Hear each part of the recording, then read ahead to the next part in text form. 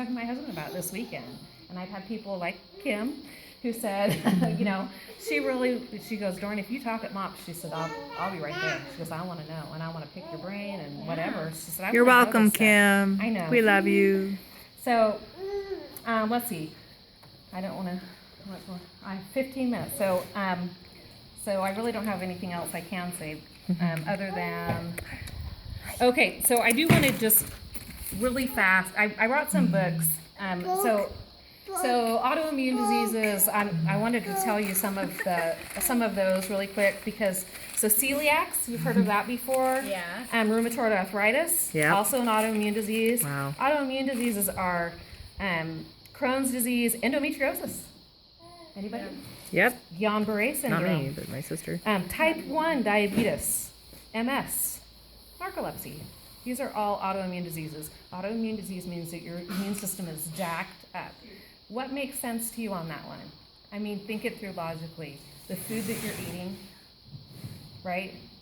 The food that you're eating has to be affecting that because it's in your gut. Yeah. Your immune system is in your gut. So if you follow it through logically, you're going to find that you need to start changing the way that you eat.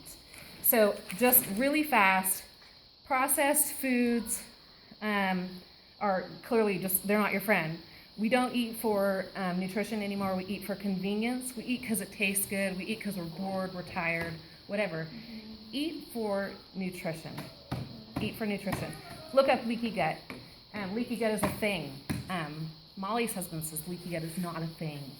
Leaky gut is a thing. The reason that you have celiac disease or the reason that you have a gluten intolerance or a casein, which is the milk protein intolerance, is because you have little perforations probably caused by the candida overgrowth because it leaves just little fingers through there. Little perforations, and those proteins that are meant to just go straight out your pooper are going wherever.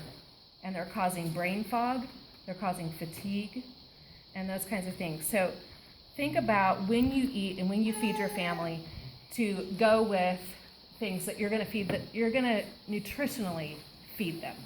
Not just, okay, they love hot dogs and macaroni and cheese.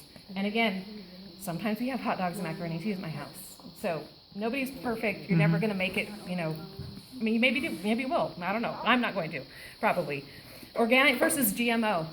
If you're talking about a large GMO, or you're talking about a large organic farm, so probably the organic stuff that you get at Safeway, let's say, they're going to coat their stuff, most likely, with a bunch of pesticides and herbicides that are natural. Pesticides and herbicides, nonetheless.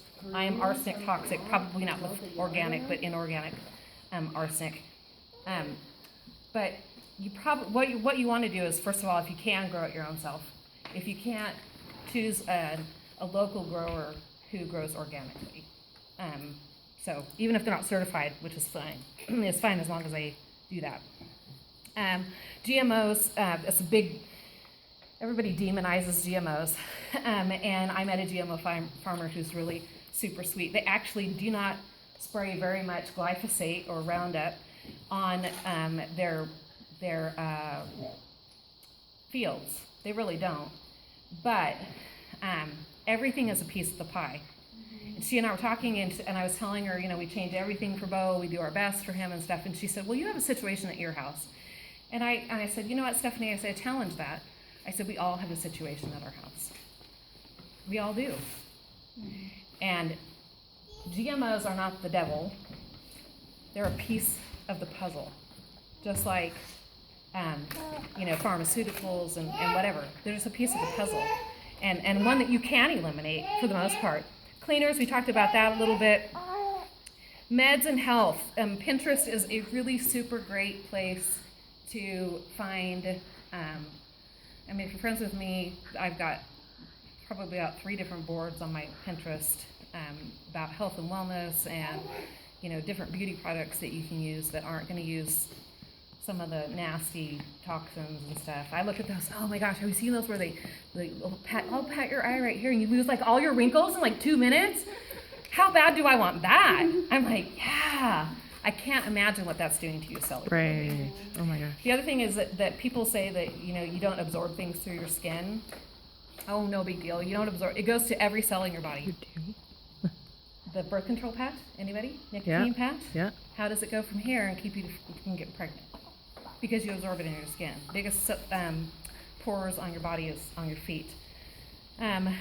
So let's see. Coconut oil, research that. Oh, I was going to say about the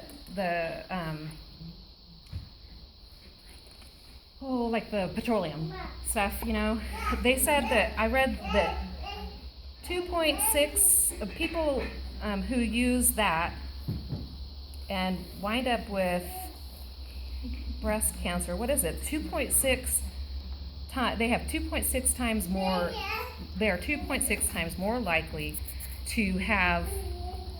Okay, hold on. To have increased PAWS, the petroleum, in their breast tissue. So what's its link to breast cancer? I don't know. I mean, that was just something new that I found out. That's another thing that you just have to research because I just found that out. The last thing is look for the simplest, most holistic, most natural response to any ailments and to your food. I mean, and it takes extra work, and it takes extra time, and it takes extra money. It really does. If you have food stamps and you go to the farmer's market, though, don't they double it? Does anybody know that? Yeah. Mm-hmm. They double that. So you spend $10, you get 20 at the farmer's market. That's good. That's some good stuff because produce, I could spend a boatload of money on produce, huh? And you're spending locally. It's not like going to Walmart Yeah. and buying food. I shop the farmer's market every Saturday because I'm putting food on somebody else's table by doing it. Right. Instead of going to a corporate company and Well, you know where your stuff is coming from, and you know what you can talk to the grower. And it's You can talk to better the grower. quality in general. I mean, if you're buying eggs from the farmer's market, those eggs are farm eggs, and Right. you know It's those. really best to know you can tell who the you're getting yolk. your I mean, stuff from. And everybody and their dog sells eggs. yeah. Seriously. So, okay. So that's all. I mean, that's really all I have time for. But I have tons of books if you want to just peruse for the next 10 I have minutes. a couple Okay, questions. Go ahead. Yay. Do you have any recommended websites that you go to look up statistics and information, or do you just Google it? I just Google it. Okay. But my favorite websites, honestly, are government websites. Okay. Because I really, in my mind, if they're saying something that is negative, it's really, really negative. Because they're not going to give that stuff out. you could even probably with Shasta, like she has her EOU login, you can get onto EOU's into their like scholarly articles because that's where I read a lot of my stuff through is through my Webster through EOU because they pay to have access to all of these articles and For the so- nursing students and stuff to have access And to. so even Shasta should have one. She Yeah, just logs my in husband, with her too. normal EOU login, and then you can go to like on the library's webpage and just log in and view medical articles. Well, I looked up something and it was from Harvard Medical. You know, I look up stuff from, you know, I don't know, WebMD is not necessarily my favorite, but that's, you know, the important thing, like I said, is to not just get it from Harvard One, Medical. yeah, Because this is Harvard various Medical, doesn't mean ones. that they're okay. Okay. You know, and I just write stuff down, like when I was looking at how do I handle candida overgrowth, and this website says garlic and oregano and you know, no carbs and whatever. Google, Oh, you know what? You know. Then I look at a different place. things and- Right. Then I look at a different place and I put a check mark. If this next website says oregano, then I'm going to put a check mark next to that. And then I'm only going to take the stuff that I see that's been check marked a few times, usually, and I'm going to try to use that. And that's how I do it. But okay, so let me read this, and then I'll be finished. I promise. This is hard. This right here is something I think I would love to try and would hate to try, called the paleo approach, and it heals your gut. GAPS diet also have great stories about this. Do you want to lose weight? Go for it. By the way, your extra weight, everyone should have extra weight because it makes you a good hugger. You should not have extra weight for health. I don't care about your weight. I don't. I love chubby people because I get to hug them. I get to be chubby people sometimes, and it's awesome.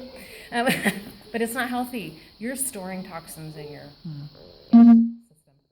And there's absolutely zero judgment when I say that. Zero. I want you to know that. I don't care.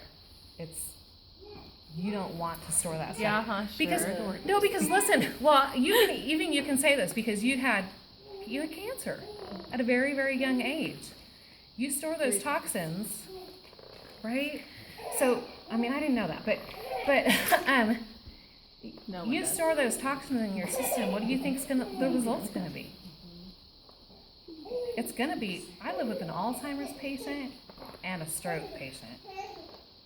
What? That's the other thing I actually am curious about is I haven't researched it much. My mom has Alzheimer's. Is Coconut oil. Coconut oil? Yes, ma'am. Does that help a lot? Yeah. Or it's just somewhat? Doctor, I will message you. Please. Coconut oil. Well, because it's genetic. If so she is, my grandpa had it. It's My a mom has it. neurotoxic- My uncle has it. Yeah, my grandma had it too, Okay. but it's a neurotoxin. It is. So you Okay. can prevent it. I'm banking that I'm going to prevent it. Huh? For that vitamin D levels, Vitamin D. Vitamin D? For getting those, maintaining vitamin D. okay. See, I'll look I it haven't up. read the whole book, but So what they're Okay. saying is leave LeGrand in the winter. Gotcha. right? Or Okay. spring or summer. Right? Just Whatever say they're from July spraying and and whatever August. you. Okay. So listen. So this is a testimonial by this person, Whitney Ross Gray. And here's where I'll end because we have like 5 minutes and that's that. And you can ask me questions. It's fine. I don't care. Multiple sclerosis was scary. I briefly lost my vision and my ability to walk. I was diagnosed 2 weeks before my wedding, so I had to have a conversation with my fiance about the prospect of him having a disabled wife. These were not things that were supposed to be on my radar. I never considered myself a sick person, but there it was in my life and on my medical records, a disease. There was nothing I could do but accept it, or was there? When I read and heard about the concept of cutting out gluten and other foods to control MS, I couldn't go there. My life revolved around food. I am a foodie from New Jersey, and bread was deeply entrenched in my life. Oh, how I can relate. I'm not from New Jersey, I just love bread. I actually said the words, I would rather have MS than not eat bread. Fortunately, my unconscious stored the information about dietary intervention, and when my legs stopped working, I recalled it. Unfortunately, it took almost losing my ability to walk to motivate me to change my lifestyle. It worked. I cut out what others had identified as trigger foods, and within a year, I was back to normal. Actually, I was better than normal. Along with eliminating my MS symptoms, I also lost a ton of weight and transformed my body from inflamed to supple. The change was profound. I couldn't shut up about it.